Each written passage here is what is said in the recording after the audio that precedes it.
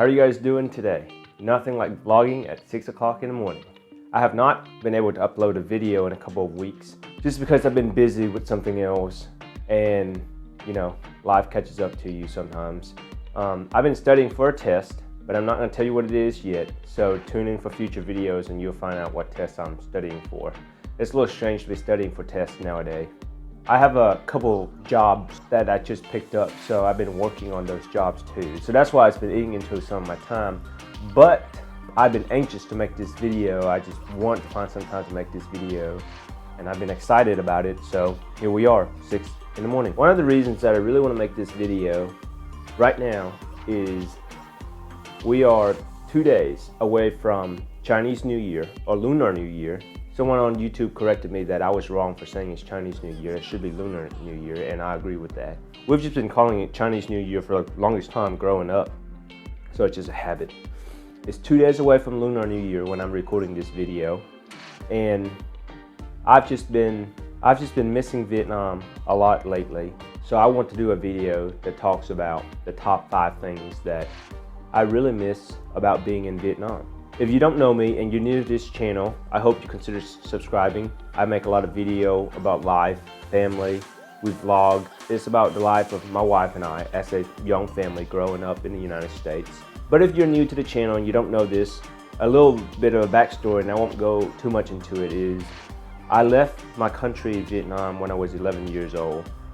And I came to the United States in pursuit of a better life and a better education. My parents let me come here, and I've been here ever since. I have not been back. And if you want to learn more about my life stories, there are other videos that I'll link up top or in the descriptions that talk a little bit more about it. The more you watch, the better it becomes. So growing up in Vietnam for 11 years, there were a lot of things that I've grown accustomed to, such as food, culture, people, event that I've grown to love. And since being here for the last 16 years, I have grown to miss some of those a little bit. The number one thing I miss the most about Vietnam is my family. The people I miss the most from Vietnam are my parents. I haven't been able to see them for 16 years, and I won't go into too much of the reason why that is the case. And you know, with this day and age, the technology does make it a little easier. It allows us to call each other, it allows us to talk, it allows us to see each other virtually. And that eases the pain a little bit. I have been able to call my parents through FaceTime. I've been able to call my parents through Facebook, and that has really helped. However, it's not the same as being in person, and you know that. We've gone through a year of the pandemic, and I'm sure that you have missed your families, your friends, people who you've not been able to see. Well, I haven't been able to see some of these people for 16 years. So I hope you can relate a little bit. The second person I miss is my brother. In case you don't know, I do have a brother. He's 4 years younger than I am, and I left when I was 11 years old, so he was 7 years old. You don't see him a lot on my social media. You don't see him a lot on my Instagram or Facebook, just because we're not together. We can't take pictures together. Some of my fondest memories with my brother, we used to wrestle every night in bed, and we would try and give each other Charlie horse. We would try and make each other tap out, and it was so much fun doing that, just because I was bigger and most of the time I would win, and Mom would have to get involved and settle some of this. So those are some very, very good memories. So sometimes I'll be hanging out with friends or families and whatnot, and I would see people with their brothers and sisters, even if they were fighting. It makes me miss that with my brother. I guess you don't know what you've got until you don't have it. Sometimes I get sad because I look at it and I said, I really miss the whole my brother growing up, the whole childhood thing, the soccer games, the football games, the badminton games. We didn't really have basketball over there because on average Asian people are short, so they don't play basketball.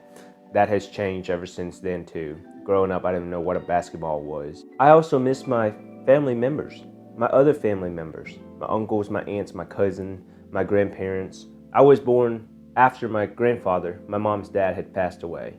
I still had both of my dad's parents and my mom's mother. And ever since I've been over here, they all have passed away. While over here, I have my adopted grandparents, and that helped to fill some of the voids left out there. But it makes the pain much worse because in the last 3 years, I have lost both of my adopted grandparents and all of my biological grandparents. During a time like this, where I miss home a little bit, I miss them a lot. And obviously, I miss my friends. But I don't know that I can truthfully say that I miss them because I don't remember who they are. And that is a shame of me because I had some really good friends growing up around the corners and, near my house, and we would play all the time.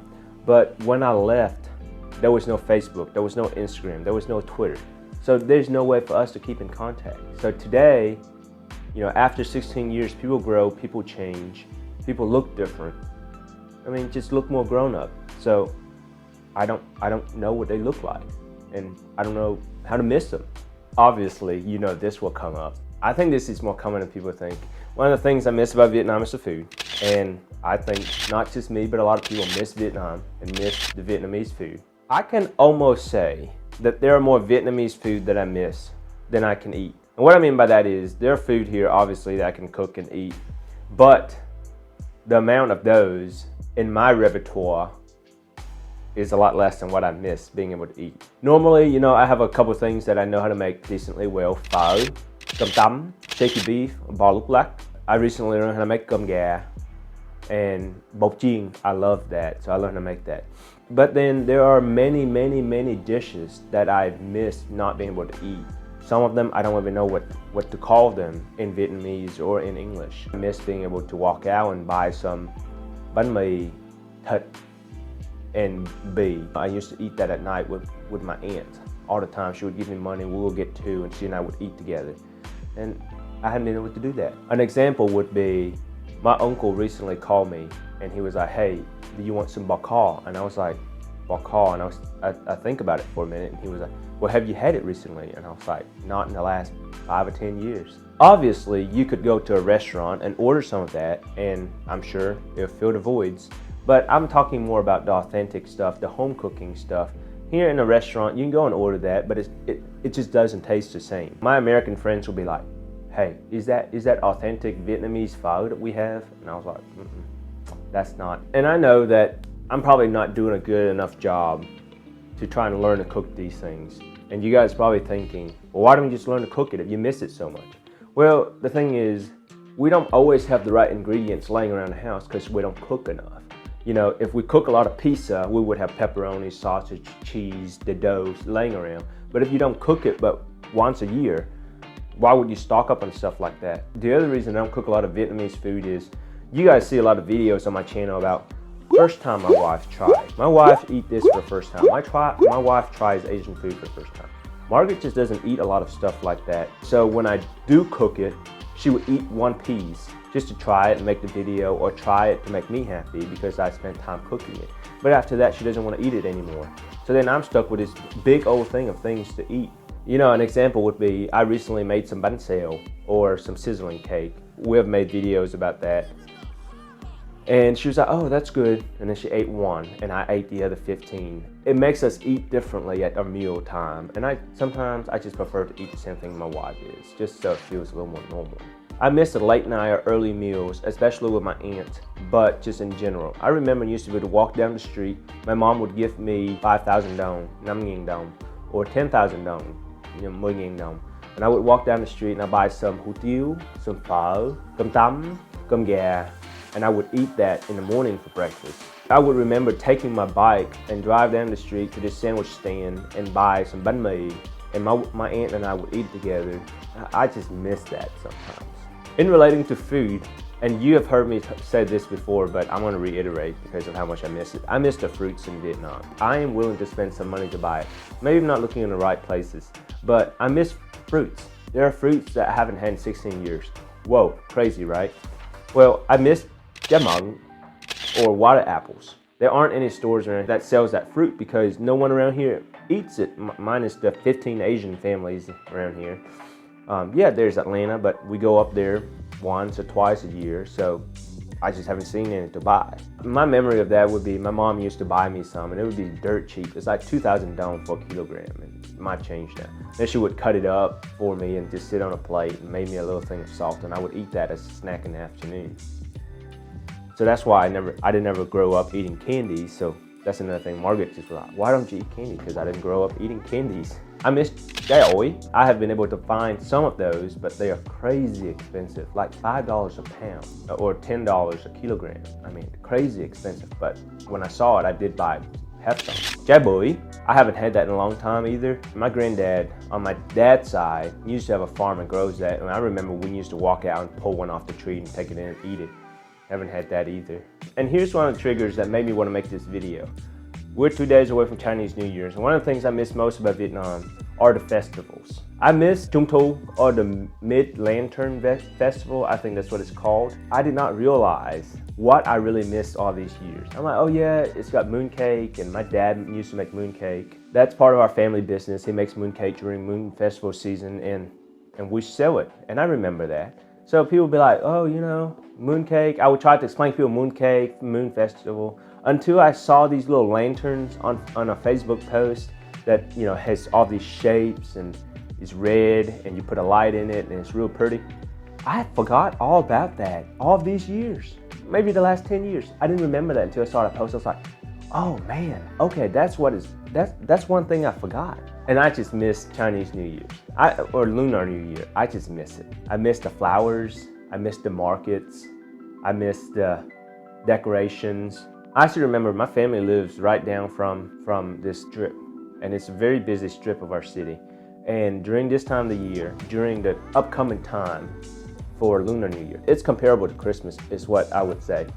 There would be vendors, hundreds of them, just lining up, selling plants, selling gemai that have this yellow bloom or flowers that people buy to decorate their house with. You have to have that every New Year. I remember all the businesses on the streets, I mean, every one of them would try to get ready for New Year's. Got to sell some more to make money for New Year's. Got to do this, got to do that. My parents would be crazy busy. I remember one year, I was real small. My grandparents' business is right down the street from my parents' business. And the street was so crowded that you couldn't walk because people were trying to get ready for Chinese New Year. The fourth thing that I really miss about Vietnam is the people, the culture of the people. American people and Vietnamese people are very different. And I'm just gonna talk mostly about Vietnamese people. You know, Vietnamese people are very kind, very friendly, but very, they're not as trusting as American people. Trust is a long process. It takes a long time to build because over there, everybody's out to take care of themselves. So you don't know if somebody's trying to trick you or not. So it's hard to earn that trust. You know, the other thing is nobody wants to lose face in Vietnam. That's like the number one thing for any family, any name. Like your name, you're supposed to protect your name. And you know, if your kids flunk out of college, that's embarrassing to your family. If your wife and husband argue in the market, that's embarrassing to your family. Obviously, it does happen, but people try to avoid that as best they can. Over here, you're like, oh, I flunked out of college, no big deal. I'm $300,000 in debt, no big deal.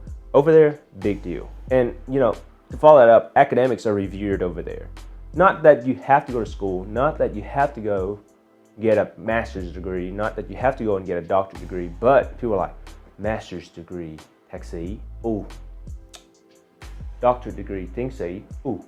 Just because the level of education over there is not as good as it is here. And people aren't afford the opportunity to go to schools like everyone else. You know, here you are promised free education from 1st through 12th grade. And then after that, if you make the grades, if you want to go to college, you can, or you can go to trade school. Over there, some people never went to school. There would be kids that have to sell lottery tickets on the streets because their family's too poor, and there's no school in that. We kind of touched on this on one of our recent videos about family structures, but adults, the elders are revered over there. The oldest person, the matriarch or the patriarch, really have the final say. And again, that is per family, but it's probably true in a lot of situations. And lastly, about this whole topic, to catch it up, and one thing I miss is the bargaining. Trust issues, bargaining. If you've been to New York, you know this. You walk down Chinatown, they'd be like, Gucci, Gucci, Gucci, $250. Gucci, Gucci, $250.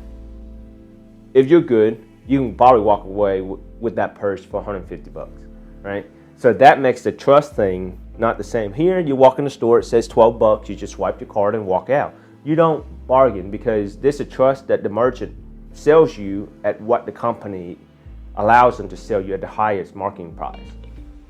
Over there, they do whatever they want.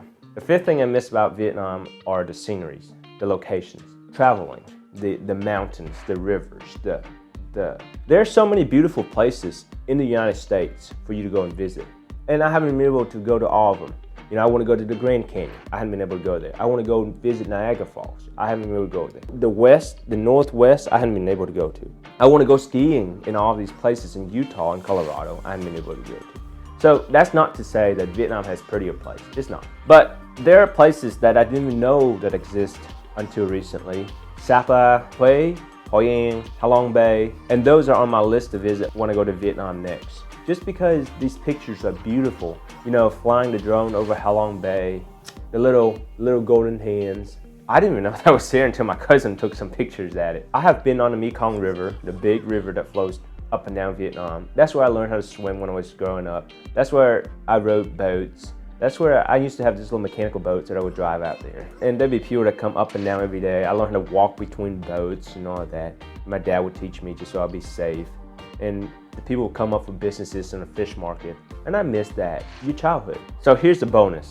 And I kind of touch on it a little bit, but this is just a bonus one, the bargaining part. I do miss bargaining a little bit because I think it's kind of fun. It's like a game, you know? Like the stock market, it's a game. Bargaining is a game. Am I gonna pay too much money for that box of whatever?